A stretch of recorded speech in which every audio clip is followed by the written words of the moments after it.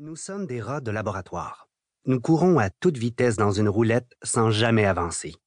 La vie est un combat quotidien, une course folle contre la montre, pour n'aller nulle part. La journée débute typiquement par la sonnerie du cadran, à une heure arbitraire, qui n'a rien à voir avec le cycle naturel du corps humain. Puis, les yeux collés, on se lance dans le trafic. Il faut zigzaguer puisqu'on est en retard. Pas le temps d'être courtois.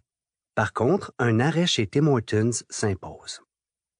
On arrive ensuite au boulot pour constater avec stupeur que les courriels se sont accumulés toute la nuit. S'enchaînent les réunions insignifiantes, les discussions futiles de corridor et les interruptions constantes dès qu'on essaie de faire avancer un dossier. Lorsque le soleil décline, c'est l'heure de se retaper les bouchons de circulation. On fait tout ça dans l'espoir de s'anesthésier l'esprit 2 ou 3 heures devant la télé en fin de soirée, puis, le lendemain matin, on recommence. Je caricature à peine.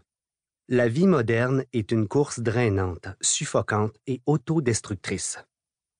Comme le résume si bien Ernie G. Zelinsky dans son livre « L'art de ne pas travailler », l'expression « rat race » est désobligeante pour les rats. Mais comment est-ce que 3 milliards d'années d'évolution ont bien pu nous mener là? Le stress financier, le mal du siècle. J'amorce la réflexion en faisant un constat alarmant. Plusieurs études démontrent que l'argent est désormais la première cause de stress des Québécois. Ce mal de société cause plus d'angoisse que le travail, la vie familiale et même les problèmes de santé. Selon les données compilées par l'Agence de la consommation en matière financière du Canada, l'ACFC, 40 des travailleurs canadiens se sentent dépassés par leur taux d'endettement. 48 disent avoir perdu le sommeil en raison de soucis financiers. 35 dépensent la totalité de leur salaire net ou même plus. 44 disent qu'ils auraient de la difficulté à respecter leurs obligations financières s'ils recevaient leur paie en retard.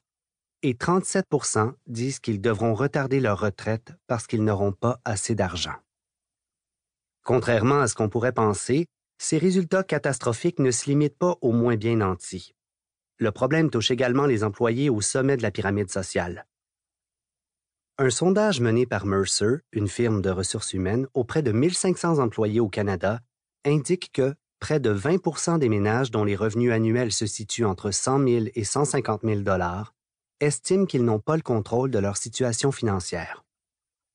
Cette situation, qualifiée par certains d'épidémie silencieuse, touche donc toutes les sphères de la société, peu importe l'éducation ou le niveau de richesse. Tout le monde est stressé par l'argent. Le cancer est généralisé. Riche sans le savoir. Dans la plupart des cas, nos angoisses ne s'expliquent pas par un manque d'argent ni un faible revenu. En effet, si vous êtes en bonne santé et que vous êtes né au Canada, vous avez gagné le gros lot. Félicitations. Vous l'ignorez peut-être, mais vous avez bel et bien remporté le jackpot à la loterie ovarienne. Vous êtes largement favorisé par rapport au reste de la population mondiale, juste parce que vous êtes né au bon endroit au bon moment. Vous n'avez pourtant rien fait pour mériter ce privilège, à part que votre spermatozoïde en a battu 200 millions d'autres à la nage. On se compare souvent à son entourage pour mesurer sa richesse relative. Les collègues de travail, les proches et les voisins servent de référence. Or, si on arrête de se regarder le nombril et qu'on lève les yeux sur le reste du monde, les perspectives changent dramatiquement. On casse souvent du sucre sur le dos du fameux 1%, ces riches qui exploitent les ressources et qui s'enrichissent aux dépens des honnêtes travailleurs. Toutefois, j'espère que vous réalisez qu'à l'échelle planétaire, vous faites partie des riches.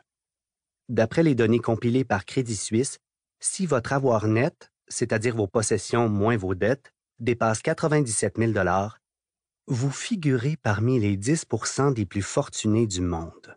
Environ le quart des ménages québécois font partie de cette élite.